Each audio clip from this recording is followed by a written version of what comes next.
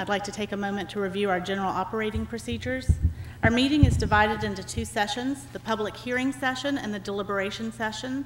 In the public hearing session, an application or group application on the agenda is called. The applicant makes his or her presentation. Commission members ask questions. Members of the public make their comments. Only 4 people may speak for an agenda item and 4 against. Each speaker is limited to 5 minutes, subject to questions by the commission.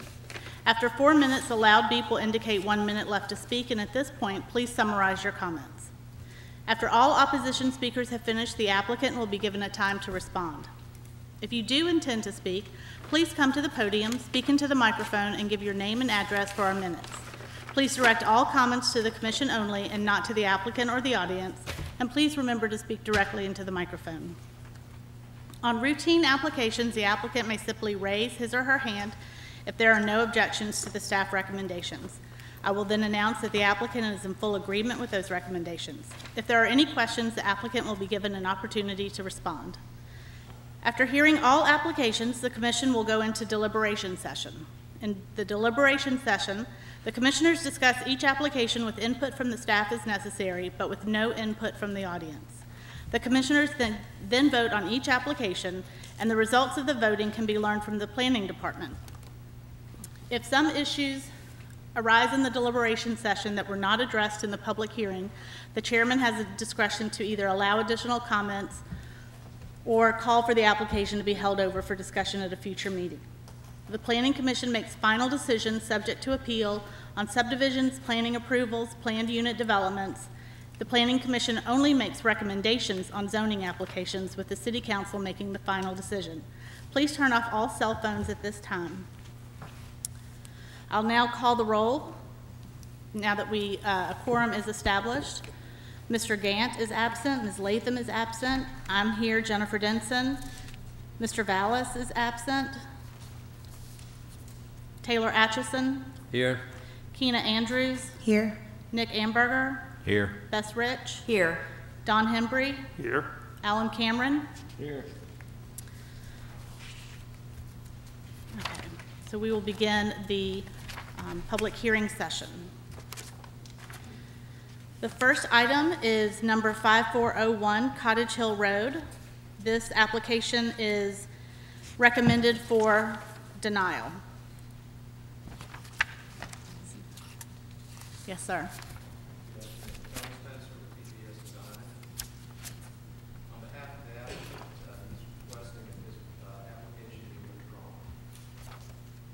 Thank you, sir.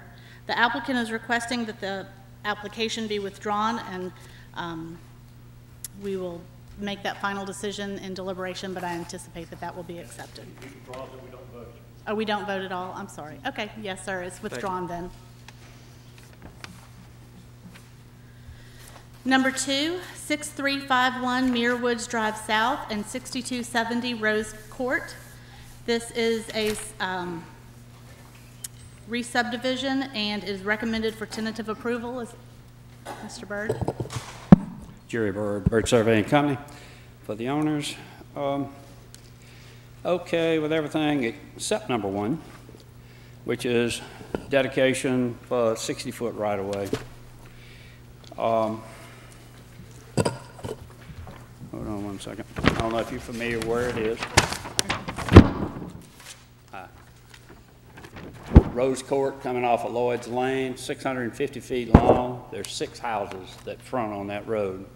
Yes, it's not paved, stable, gravel, maintained road. In 2006, this property and the next door neighbor property was subdivided into the 2 lots. And at that time, they dedicated 25 feet from the center of the traveled way. That was the requirement. They dedicated it. 2012, there was a re-subdivision of those 2 lots that just adjusted an interior lot line. Staff report at that time did not require dedication, mentioned that there's previous dedication, didn't require anything else. To require 60 feet, which would be 30 feet from the center line, they'd have to dedicate 5 more feet. for a very low-volume street. Doesn't seem right. The owners would not want to do that. Certainly, I guess if you force them to, they would. But we're asking for consideration of waiving that requirement and leave the right-of-way where it is. Mr. Burr, this lot will be accessed off Rose Court, is that correct? Well, actually, it's a lot in Muir Woods and a lot on Rose Court. The lot on Rose Court is the one that would have to dedicate the 5 extra feet. There's an interior lot line shift, as you see, where lot A and B notes are back in the back. Muir Woods came down, and then they want to purchase this long strip over to the side from that neighbor that fronts on Rose Court. So what you're asking for is just the 60-foot to be changed to what? That, just leave the right-of-way line where it is, which is, would be for a Just delete 50-foot item right-of-way. one, okay, and staff is all right with that. Yes, sir. It, basically, as Mr. Byrd said, it's been before y'all twice, and the dedication was not required for the 60-foot right-of-way, so we don't have a problem with it being waived at this time. That's all. Thank you, Mr. Byrd. We'll take that up in deliberation. Is there anyone to speak for the application? Is there anyone to speak against the application? All right, we'll be moving on to number 3. 2193 Wolf Branch Drive South. This application is recommended for denial. Bobby McBride, Row Engineering. We actually have been in contact with staff and have come up with some conditions here that they have recommended to approve this, subject to, and we're in agreement with those. We've read them. I have a copy of them here. Everything's good. We would just ask that you would please consider approval for this today in lieu of these new staff recommendations. And we do have the conditions to provide the commission. And you are in agreement with their Yes, ma'am. the conditions they're providing us now? Yes. Okay. I'd like to thank staff for working with us on this, also bring it to a close. Richard, as I was reading through this one, I was a little confused as to why there was an issue with the common area. Just for future reference, can you explain what the issue was? Well, the issue that staff had is that how do you create a common area for just one lot? There is common area that was shown on the subdivision across Liberty Drive. The area in question down here was actually shown as future development. So that's where staff had a little bit of concern, basically with semantics. And after discussion with Mr. Anderson and looking at it a little bit more, it was not a real issue. It's just a terminology.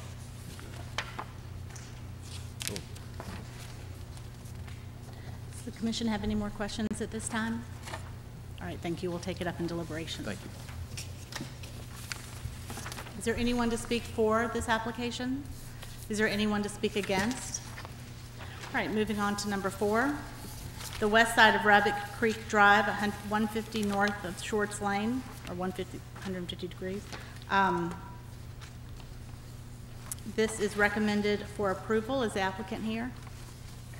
Are you in agreement with the staff recommendations? Is there anyone else here to speak for this application? Is there anyone here to speak against it?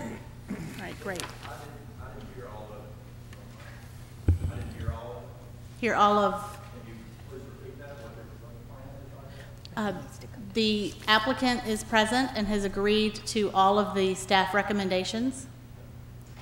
And so now I'm calling for anyone to speak for or against this application. And this is number 4, west side of Rabbit Creek Drive. Are you with this one? Okay. So everybody's okay. So is there anyone that wanted to speak against the application? Okay, great. Moving on to number 5, 3975 Demetropolis Road. It's recommended for a holdover until the October 19th meeting. Is the applicant present? Are you in agreement with that holdover? Yes, that'll be fine. Thank you. This will likely be held over, but if there's anyone here that would like to speak now for the application, they can do so. Is there anyone to speak against? Again, you'll have that opportunity on October the 19th. New planning approval applications, number 6, the north side of Castor Street, east of Short Van Loo Road. This is recommended for denial. Is the applicant present? Would you like to address the issue before the commission? Or are you okay with the denial? No, not okay with denial. Would you like to come to the podium and talk to us about that, please? Yes, that's why I sent out Please the state your name and address for the record. Jawan James, and my my address is 1814 Castor Street. The property that property, I also stay at 4950 Government Boulevard in Sandpiper Apartments. I was trying to figure out why I was denied because it's other mobile homes and stuff around that property that I was asking to put on the property, on the 1814 Castor Street. That's why I had passed out some little things like a couple of, yes ma'am, a couple of minutes away from it, so I don't see why I was denied, up for denial. I believe that it is being denied because it's zoned residential single-family R1, which prohibits the placement of a mobile home in that zoning Okay, area. but it's other in that area that are in that same zone that are like 0.8 miles away from that property and 0.5, so that's why I was wondering. Yeah. I'd like to ask the staff to shed some light on that. Do you know what that property is zoned, or what the history is? One of the mobile homes in question was there by a 1970-something variance. So that's why it's there. The other one, there's a mobile home park in the area. Mobile homes are allowed in a mobile home park, obviously. If there are any other individuals, they have been there for obviously a number of years. We have not had any new mobile homes approved by this commission in recent years. Okay. Thank you. Does anyone on the commission have any questions?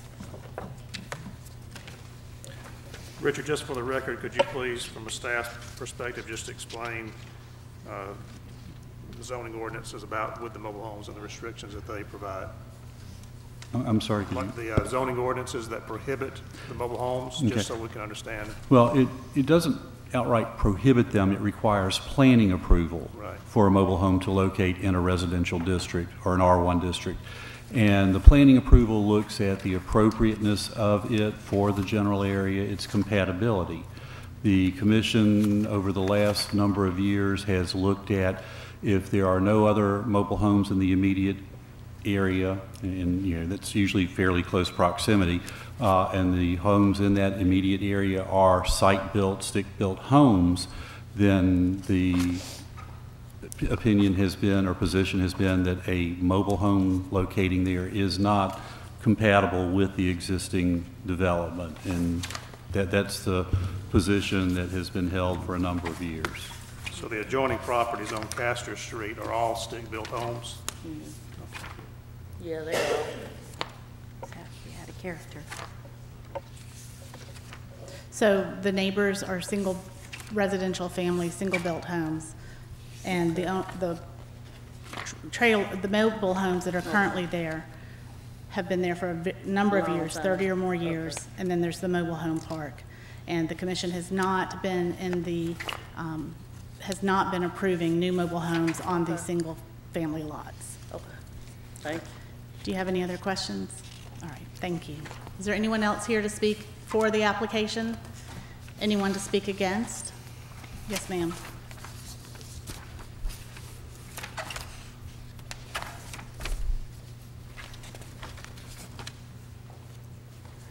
Hi, my name is Tanya Campbell. I'm at 1810 Castor Street, which would be next door to where she's saying she wants have the mobile home. And there's not many houses on the street. There's no more than 4 houses, but we've all been there for over 40 years. And there's never been a mobile home on that street particularly, so we don't want a mobile home on it. Does anyone have any questions? Thank you. And then we'll take this up in deliberation. Number 7, 1016 Hillcrest Road. The application is being recommended for holdover to October 19th. Yes, sir. Oh, we don't want that. Jerry Bird, Bert Sarbanes. Of course, this little history, you probably know it. In the beginning, there was Ascension Funeral Home. Somewhat recently, they purchased a lot to the north and got approval, developed parking lot, and it is being finalized as we speak. This is a copy of the as-built site plan with the parking.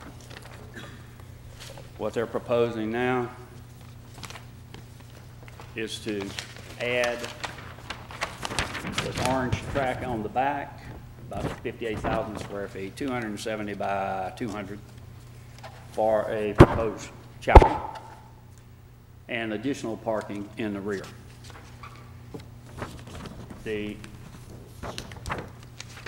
And that's the part that's also being asked to be rezoned.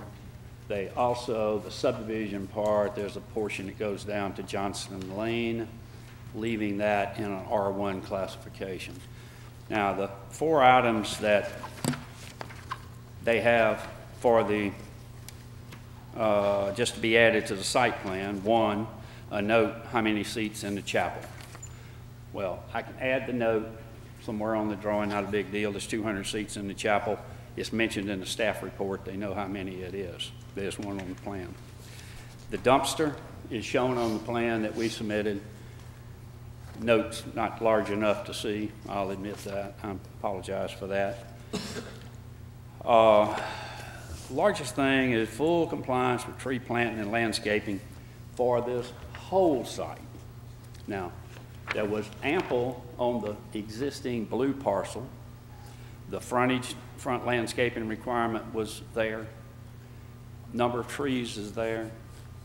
When you add this 58,000 square feet in the back, it increased the number of square feet that would be required for front landscaping. Now, in the rear, we have more than ample, more than the required amount of landscaping, but there's no place to put front landscaping. We can't move the building back. Certainly don't want to dig up a brand new asphalt parking lot just to put front landscaping. But anyway, we would ask for a waiver of that. It's 4,200, a little over 4,200 square feet provided on this as-built plan. These items are kind of minor, I think, for just, I know they need a plan that shows it all. What I intend to do is take the existing as-built plan and put those trees on this plan and make sure there's enough count to go and do a table that says how many square feet, and that's what it would take to accomplish that. The last one is the 6-foot high privacy fence. Needs to be on this side and this side, according to the regs. I don't know if there's any way to get a waiver on that for the time being or not. All of this land to the west and to the north is heavily wooded. That fence is not going to protect anybody's visibility at this point. Us looking at trees, trees looking at us. That's just not developed, but it is zoned R1. Like I say, I don't know if there's any way to waive a fence requirement until such time as these areas are developed. And in fact, the applicant is purchasing all of the property down here.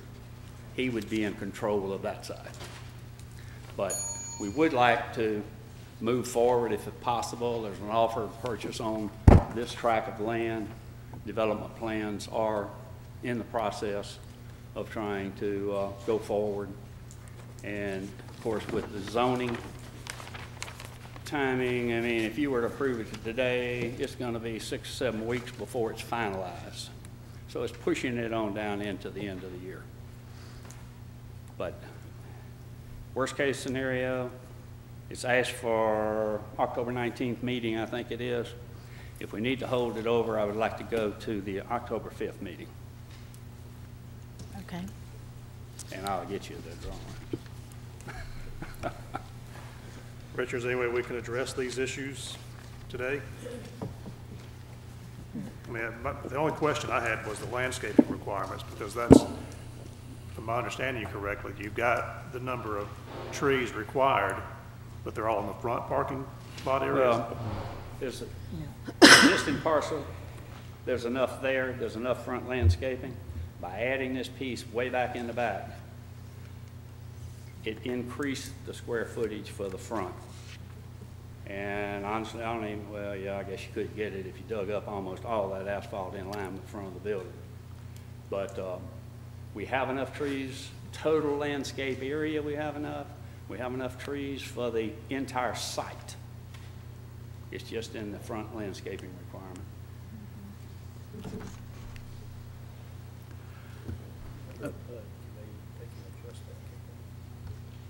Yeah. Yeah. You can address the landscaping requirement through a PUD. So since that's before you today, you could deal with it in that manner if that's how you choose to deal with it. Yeah, I would say at this point the staff is going to leave it up to your discretion which route you choose to take. Is the current construction finished and that land disturbance plan is, or permit is closed out? Those trees have been planted and that building site is complete? I'm not sure if it's closed out No, totally, because it didn't make but compliance. this is the as-built site plan. I think it's been submitted to the city. I don't know. George may know. I don't recall that planning has done a final site inspection for this. And also, I haven't been past this site lately. I know that previously all of the frontage trees that had been previously planted were cut down. Yeah. So there were no frontage trees. So we would have to see the as-built plan and then go out there and make sure that frontage trees have been planted back. I understand the concern about maybe going 2 meetings, but I really think this takes just a little more look-see as far as compliance for the landscape. It's really important. And the B3, I wasn't here for the initial rezoning on that for the funeral home, but it was, I'm not sure whether that was restricted only to a funeral home and not an open B3.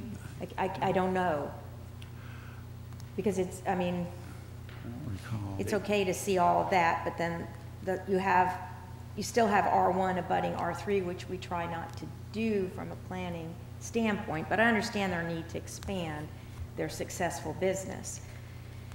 But certainly the aesthetics of it, and which is the landscaping, would be good to make sure it's understood. And also the residents that got the letter that are in Hillcrest Crossing, I don't know if anybody is present to address, and it doesn't open up to them, but because they were within 300 feet, you know, they have an interest on everything. It is staying in the R1, which is their classification.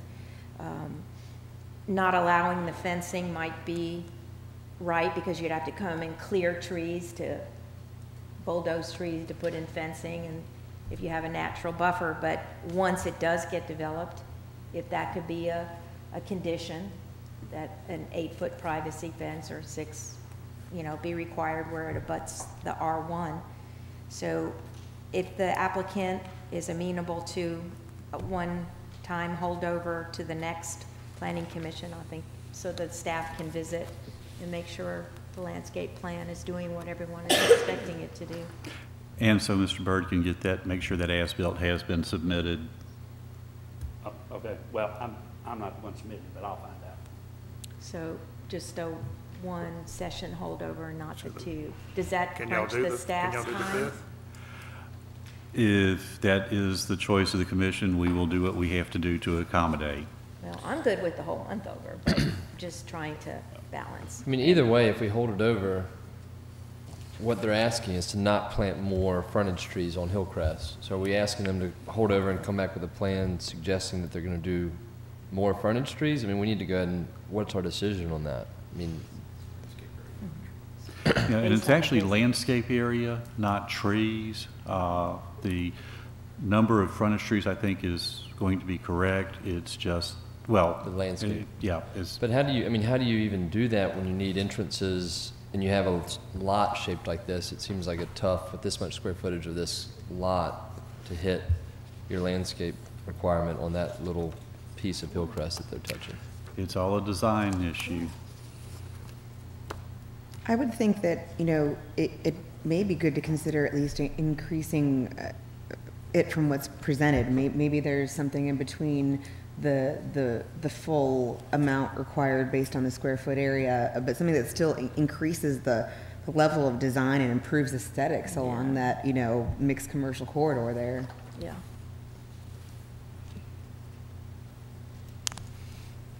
I don't want to rush the staff to have to Well, of course, the not trees, have enough time. the frontage landscaping, riding down Hillcrest Road, there it is. You don't see what's all the way in the back. Right. And that just increases the amount. But we are providing in the rear, and it won't be a mass of asphalt. It'll have some understory trees planted in it. So, But if there's other residential classification nearby, Yep. then how it looks is often important to their value too. So it just, you Yeah. know, planning for the future. if Well- they build there, that's Yes. right. And I certainly agree that they shouldn't be required to build a 6-foot fence in the middle of the woods. We can get around that somehow at the time being. There are a couple of ways to deal with that, both of which are potentially an enforcement issue down the road. But one could be that if they were to obtain something from the adjacent property owner and sign an agreement that said, you know, the adjacent property owner does not want the privacy fence now, and that they agree to install it when that property is developed residentially, that's one option. Another would be to just make that a condition of the rezoning, but that's where it becomes a bit of an enforcement issue. You know, we would have to make sure that everything's noted and identified on our mapping system so that there's a trigger when any type of permit comes in for that adjacent property. We go out and notify. If there's a change in ownership, that new owner may not be aware, things of that nature. So it's doable, but there may be some enforcement issues whenever that issue arises. And Lot B is owned by the same people who own Lot A, but it's anything to the west of it. It'll That only is- be the west line. You'd have to get That's that it. agreement from, Yeah, go outside. and to the west or number of people. So are we saying in number 6 in regards to the one in regards to the landscaping, do we not have landscape calculations on this overall plan? And we know it's not correct, or are we just presuming?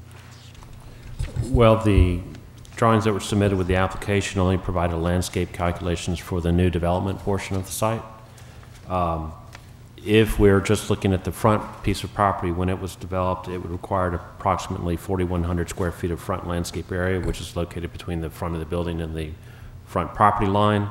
And with the doubling of the lot size, that doubles the front landscape area requirement to approximately 8,000 square feet that would have to be between the front building and the front property line. So what we're asking for is a revised site plan showing all of the landscaping provided on the overall site with the complete calculations for the overall site. And that way you'll know that it meets the overall tree and landscape requirements, although it may not meet the front landscape requirement. In order to make the October 5th meeting, how soon would you need all these documents and information into staff? This past Monday, Got your time machine. So we better give it the two, like they asked. Well, I mean, a We'll- lot of this, the we'll get you a fence, the, No later than noon Monday, and maybe needed, tomorrow. it'd have to be tomorrow. I mean, Wait a minute, what time do you Report- close that desk? 3? All right, I'll be there. So No, can I we won't. make it conditioned Somebody will that be there. the The clerk will reports be are there. in by 3 o'clock tomorrow for the October 5th? If not, it automatically would roll over. So everybody knows in leaving what the deal is. Okay. Okay.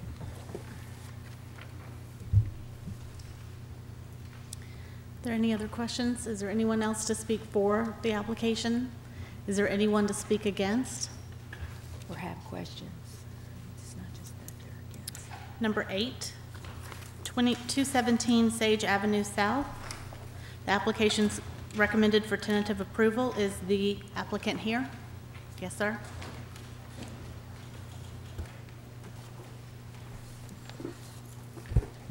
My name is Daniel Clark. I'm with Smith Clark Associates, the applicant, here with the owner. We are fine with everything, all the staff recommendations, with the exception of maybe some leeway on 2 of them. The first one is the photometric plan that they want to be required when we submit for our permits. We would ask to have this removed for the fact that it's parking for a soccer field for practice, and we don't have any lights on the field. We don't hold church services at night, except for maybe once a year, Easter, Christmas Eve. And so the lot will not be used at night. We don't want to have to go through the process of having the plan made and the lighting put up when we don't need it there. The other issue is the trees, 6 frontage trees. We don't have a problem with 6 trees. We will have to peel back some of the existing parking lot to put the trees in. So we would ask for a little variance in the requirement. If we can have 4 trees on that lot, and then we'll put 2, we actually plan on putting 4 more trees in the lot to the north of it. So we'll have a total of 8 trees, actually more than they're asking for. But for aesthetics and for the plan, we would prefer to have 2 in groups of 2, so a total of 4 on each lot instead of 6 on just that one lot. Which item was which item, that was number 4 for the tree, but what? For number 7 was for the photometric plan. Number 7? And that was 4 trees on each lot in the frontage? In the frontage, yes. But with the existing parking lot and a school garden that the students come over and help plant, if we plant all 6 trees on that lot, we're going to be shading that garden. We'll have to pull up even more of the parking lot. It's just a little, it doesn't work as well. And the owner is agreeable to it, and they actually want to plant 8 total. So just 4 in the, on the frontage of Lot 2, and you're going to plant additional trees? 4 more in Lot 3, which is to the north. They're only putting the requirements on these trees for Lot 2 because that's the one that we're putting this new parking lot. We're extending the parking lot a little bit, so they're only making the requirement on that lot. But we're actually going to plant them in both lots. What's staff's position on the photometric requirement? I mean, do y'all have parking lot lights at all? No, it's not lit at the time. Never has been lit as far as I know. And there's no nighttime use whatsoever. The ordinance requires the photometric for parking lots containing 25 spaces or more, which is why that was specifically enumerated. How many spaces is this lot? I'm still working out the actual total number. It's one of the stipulations here also that I put the plan on, but it's somewhere 40. Near 40. Yeah. I think below 40, maybe between 36 and 40. I mean, when we study the photometrics, do we study minimal foot candle in the parking lot as well? It seems the issue is always the opposite, but we do study that as well. There's trying to remember exactly what it is. I know that at your property line, residentially zoned against residential property, it cannot be higher than 0.2 foot candles. And then there is a median throughout the parking lot of, what is it, do you remember, Bert? 0.5? There's a minimum of 1. And the minimum throughout the parking lot is 1 foot candle. Is this a gated parking lot, proposed to be gated? We would be willing to look at those options if it's a possibility to actually close it at night and not have it accessible at all. We'd prefer maybe signs saying, hey, this is closed, please don't use this parking lot, but if that's not enough, then we would even go with, some other sort of barrier. So the requirement is if you have a parking lot, you're required to have lights in the city. Yes, the zoning ordinance actually has a requirement, if there are 10 spaces or more, it has to be lighted, and the photometric plan does not come into play until you have 25 spaces or more. What if you had two 20-space parking lots? You would have to do it because the parking total would be 40. It's just a big I mean, it changes this project for them, I imagine, pretty substantially. Is there any process for a variance for lighting at all? Not once it's been addressed through a PUD. The Planning Commission can address a lot of things through the PUD. What's the square footage of the parking lot? I did not bring my plan here. Okay. I do not know the If answer it's to that. got 40 spots, I mean, it's a pretty decent-sized parking lot. It is, And this is directly across the street from the church, across the H from the church. yes.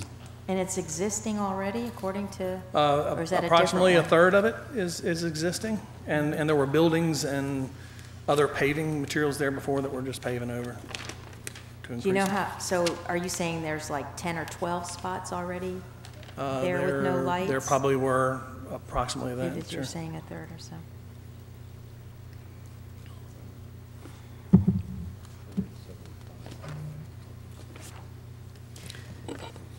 Being that it's an existing parking lot, is it any way for it to be No. grandfathered? The ordinance on the photometrics comes into play with the existing parking when you expand it. Band it. Oh, Yeah, I sort of remember that. Did I understand you correctly that you don't plan to add lighting to the parking We lot had at no all? plans to add any lighting at all to the parking lot. And no night activities? No, zero night activities. As a PUD, can we limit the hours so that we're saying at sunset, all Parking lot is activities, sort of similar to what we did? That way you wouldn't have to do photometrics.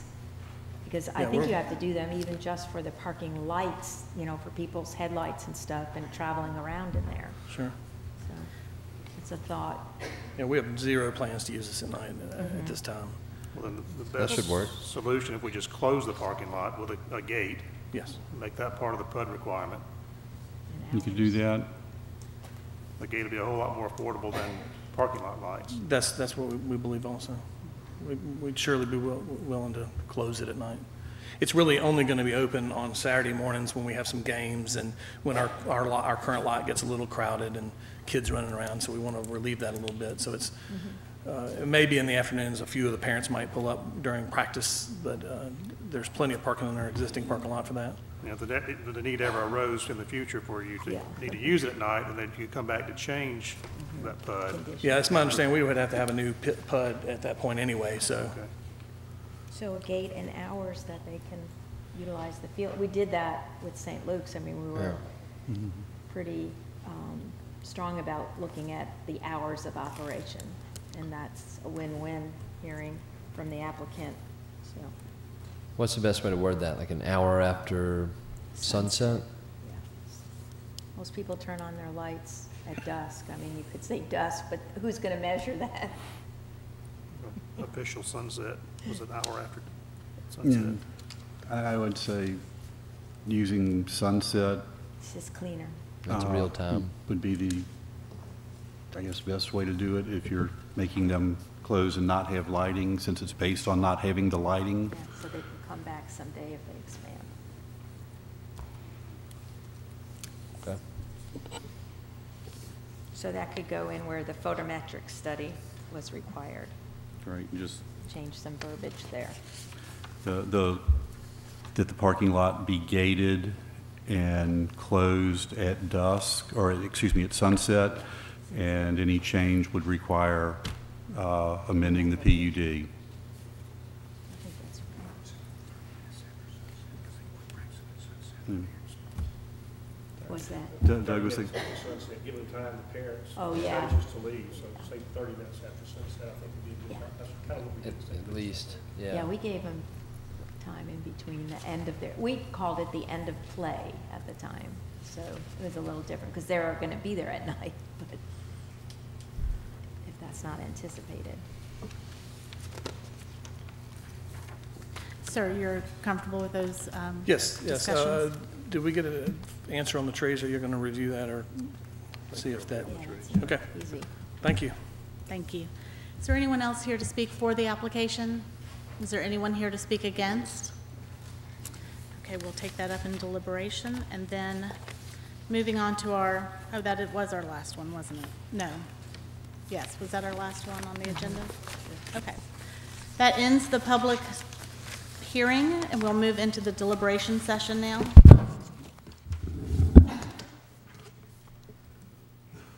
Number 1 was withdrawn by the applicant's request.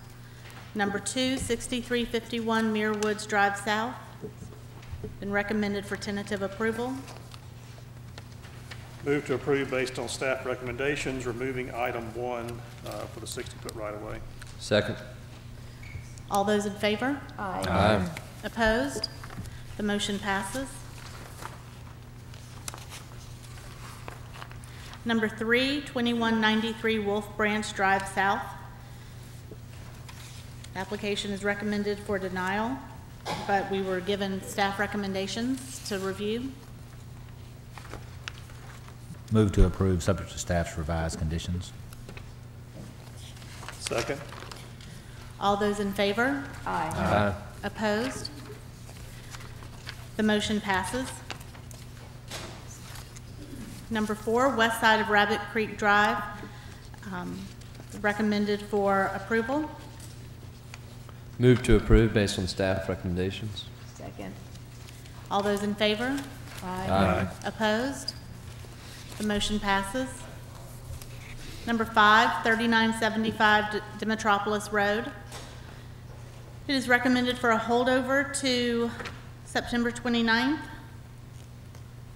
19. Is this, 19. oh, I'm sorry, October 19th with the revisions due by September 29th. So moved. Second. All in favor? Aye.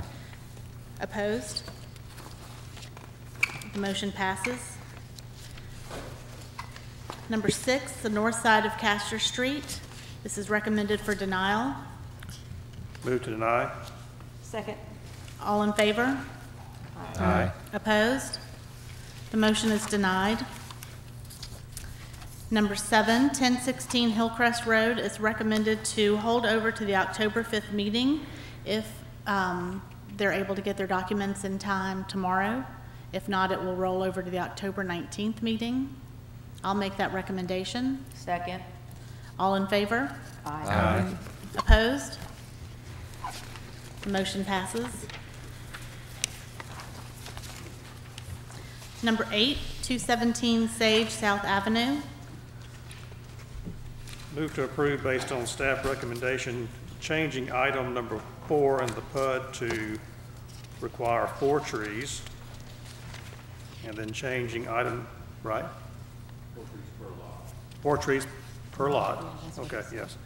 And then changing item number 7 to remove the photometric lighting requirement and add in that a gate would be installed and closed 30 minutes after sunset. Second. Is there any discussion? I think we had also said that we were going to, on this one, if anything changes in the future, it was going to require the photometric lab That's automatic. plan. That's all. That they would have to come back to the commission to amend the PUD. Does that need to be part of the motion? No, I mean, Okay. they're automatically as you approve. Okay, just wanted to make sure. We have a motion and a second. All in favor? Aye. Opposed? There are, I think the staff wanted to give us an update. Oh, that closes the public deliberation, but we have some staff updates, I believe. Yes, ma'am. Ms. Biko is going to give you an update on where we are with the zoning overhaul, and I apologize, I did not get the schedule pulled. Okay, I'll adjust it. Thank you. I just wanted to take a few minutes to give you an update on where we are with our zoning overhaul. Last Thursday, we hosted what will be a series of meetings. We have essentially appointed a zoning technical advisory committee. The purpose and function of that committee is to offer technical input for the staff, giving the public an opportunity to understand the dynamics of this rewrite, where individuals are convening roughly 4 times over the next few months to provide input. The individuals that have been appointed to that particular committee were identified based on the staff's interaction with engineers, architects, contractors, particularly during our pre-development process. It was important for us to have that feedback as we maneuver through this process. That committee, specifically their charge is to provide us with input and expertise, and in no way replaces the charge of the Planning Commission to adopt a new zoning ordinance, and obviously that goes before the City Council for final approval. We are encouraging you, if your time will allow, to be a part of those conversations. We felt like we asked of this commission, as far as your time is concerned, a great deal, so we didn't want to pile on one more request as it relates to your responsibilities with this commission. To make sure that you remain updated throughout the process, we have developed a very structured public review phase. Essentially, we are via an online form and through documents that we are spreading throughout the community, soliciting community feedback on our efforts. Each time we present modules associated with the zoning ordinance, those documents will be posted on our Map for Mobile and planning websites, and we will also disseminate links through a newsletter that we will disseminate throughout the process. Essentially, with that public review process, every 30 days we're asking the public to tell us their thoughts. Throughout that process, we will develop what we're referring to as composite documents that helps us to identify where there are particular issues of concern that we as staff need to respond to in writing. At each of those cycles, I will come back before this Planning Commission, disseminate that report to you in advance of an update, and give you an opportunity to digest some of the concerns that are being expressed to us through this process. And also we'll make time wherever appropriate to have our consultant come back and keep you in tune with our efforts. Once we have completed that cycle, we anticipate that the final document, the final draft, will be presented to the Planning Commission roughly in the spring. Our target date is April of 2018. At that point, the document will undergo the typical normal Planning Commission public hearing process. It's our hope at that time that we have gone through a comprehensive review, comprehensively obtained input from the public, such that hopefully many of the hurdles or obstacles associated with this process that we will have worked through.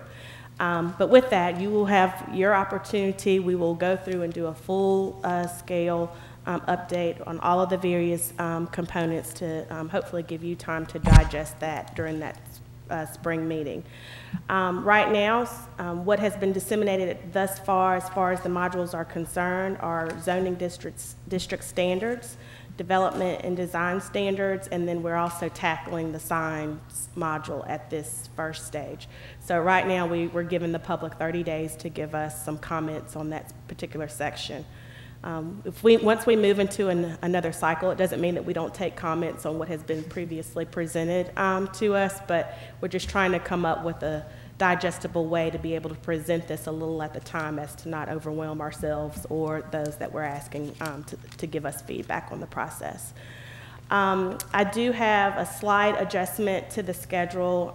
We realized that we have a conflict with our consultant for the October 18th meeting, so we are adjusting that by a week.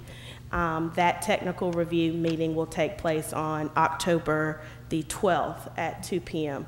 All of our convenings are in the multi-purpose room, and we are actually working to get those live streamed so that folks will be able to tune in and listen. Those meetings are conducted like a business meeting, very similarly to your business meeting. It's primarily the committee that is asking questions of staff and our consultant as it relates to the code. This does not replace our traditional outreach efforts. We are meeting with the real estate community, neighborhood groups, special stakeholders that are impacted by this process. But the technical review committee, these are folks that come to this body each and every day and are having to understand and live by the parameters outlined in this code. So having that mindset also involved in the process was very critical to our effort. So with that, I'm happy to answer any questions that you all may have. Yes, ma'am. Is it possible for people, well, it's particularly my office, because I would love to direct people to, you know, review, and if we live screen, that would be terrific, and I'll certainly let them know that. But where you tell them exactly what information is available, and then they can link out to Map of Mobile. Are you going to create something like a JPEG on that? Right. So we have a JPEG essentially right now of those first 3 modules that are on the planning website, and we have a Map for Mobile newsletter that we disseminate, and we'll, as we keep circulating that, I'll provide you with a link to that document if you'd like to include that in your newsletter. Yeah, but it'll give you updates on the schedule. Every time we introduce a new set of modules, it will be included within that link, as well as the documents that we have prepared so that you can communicate with staff and consultant in writing regarding your respective questions or concerns. You're using the constant contact, so do you use all the emails that council people have, so that's already, or is that a specific site that they signed up for? So these are emails that we have gathered over the last 2 years as folks have expressed interest in the newsletter, but we also include the link in the mayor's newsletter, and so that does include all of the council individual contacts. I didn't know if yours did. Yeah, but we will each time we have a news link, we will include that in the mayor, so we'll be able to cover it that way. And they're highlighting it for us very well. So thank you. Did we get an email sent to us like a couple of days before reminding us of the meetings? Of the technical advisory committee meetings? Certainly, we will do that. And again, those meetings are open to the public, so we are advertising those. In addition to the newsletter, we've run them in the newspaper, and once we ran into some technical issues with our Map for Mobile website that we believe we've worked out, but it will also be attached to that as well. But we're happy to send you some direct communication with respect to those meeting times. We do plan to continually update the modules on the planning website as well. Oh, good. Okay. So the first 3 are out there, and as we get the 4th, 5th, 6th, 7th chapters, if you will, we keep adding those to those sites. And people can just talk back to you immediately from their computers, or do they have to fax you stuff? Right now, it's a paper document that you have to email, but in the next week or so, we will have it where it's they can answer on a fillable PDF. So, yeah. We're having to spend a little, we're rushing to get some of this stuff in place, but we knew that it was important to have various ways for folks to communicate with us, so we're doing the overtime to get ourselves where we need to be. And when will you know about the live streaming? Because I think that's a great tool to point people to. So I should know, I would say, at the end of the week, next week for sure. We're just so you'll know, and I think the live stream will be helpful, but as a part of the composite report, minutes associated with that meeting go into that document, so you'll be able to see what was discussed, what was asked. But I should know by next week, getting the live stream situation finalized. Because you said you couldn't meet in here because they needed table space to look at, I guess, maps and whatnot. Right. Because this would be a logical place as far as streaming. Yeah, they're able to adapt to moving to another location, but this space doesn't lend itself to the kind of... No, I understand that. Yeah, but but they're able to make that adapt to the change in location. Right. So. Thank you. And again, we will continue to, if it's outside of this forum that you all would like to just, have more specific questions, we're happy to accommodate however. So, thank you. Thank you. Are there any other comments or announcements? We have a public hearing at our next meeting, is that correct? October 5th, on the cell towers? Yes, ma'am. You do hear the public hearing on the cell tower at the next meeting. I believe everybody has a copy of that proposed ordinance, and it is something that definitely needs to be acted on so that we are current with our ordinance and address the new technology that is rapidly looking at coming to Mobile. I can't remember exactly what the acronym is, but it's like the mini cells that are located on light poles, things of that nature, so that the signals are beefed up during, especially during special events, and it's happening everywhere. So we definitely need to be on that train. That's the same as what the council's been going through committee on, is that correct? Yes, that's the same well, the one you've been going through committee on is the engineering ordinance that deals with them to allow them in the right-of-way. This is the part that deals with them on private property. Because we have had a couple that were located on buildings here in downtown. I've attempted to read through some of it, and it's not an easy read. No, Explain to me, I mean, we're supposed to be voting on this as a commission. We can't not pass it. So, I mean, what are we trying to accomplish? We slowed ours down. Are we able to make changes to it if we wanted to? the draft, yeah, the draft was prepared by a consultant for the city who has prepared similar types of ordinances in other cities.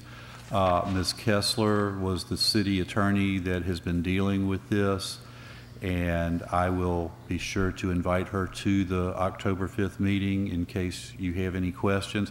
I'll be honest with you, I could not answer some of the technical questions. It's hard. But the formality of what we're doing is this is a document that was prepared by a consultant for the city to make sure the city is in line with federal guidelines. Well, with federal guidelines and with new technology. We're really struggling as a council. Because this is, they want to work with the council based on rights of way. Right. Being able to place, you know, they love the heights and they want to be every 50 feet apart. And it's tough. The engineering ordinance, I think, is a little more difficult with regard to that type issue than the zoning amendment, because it does not change to a very great degree how the city addresses cell towers themselves. On private property. On private property. You know, it does address some of the federal issues that have changed since our ordinance was adopted. It also deals, as I said, with the newer technologies for them to locate on buildings, light poles, things of that nature on private property. Did you pass out the ordinance at the your draft ordinance at the last meeting? Because I wasn't present. I think it was actually a couple of meetings prior, but we can get you another copy. I'll email it. I'll email everybody a copy. Thank you. I guess our goal in this is to have some kind of guideline to minimize the impact, I guess, aesthetically and for safety. And like zoning classifications. The zoning classification still applies. So, you know, again, it's not a radical change to what we have today. It is bringing it into the 21st century.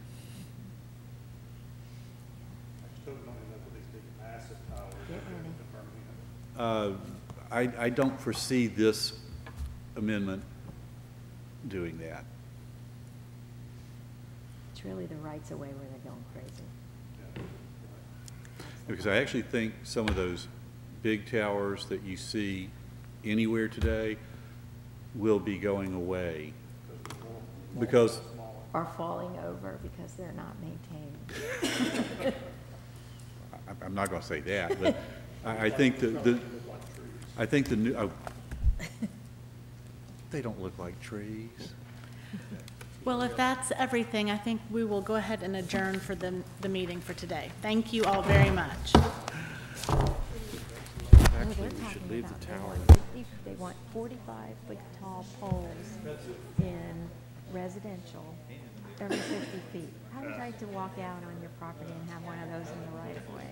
And it's like, I'm thinking to myself, oh Lord, so can you disguise them as like a light pole that's already there? But most of the residential areas have light poles that are like maybe 25 to 30 feet. So what are you gonna have, stick off that? There's no easy solution, I don't think, but I mean, I just met my daughter in Birmingham, and there are big massive towers, big, Yeah, like, 4 times the size. yeah, and they are getting away from that because of the it's 5G. It's for like the driverless cars, which I might appreciate in a few more years by Nick. I just want to make sure I understand what we're doing. Yeah, it's hard to. Well, have a good rest of the week. Yeah, you too. It's almost over.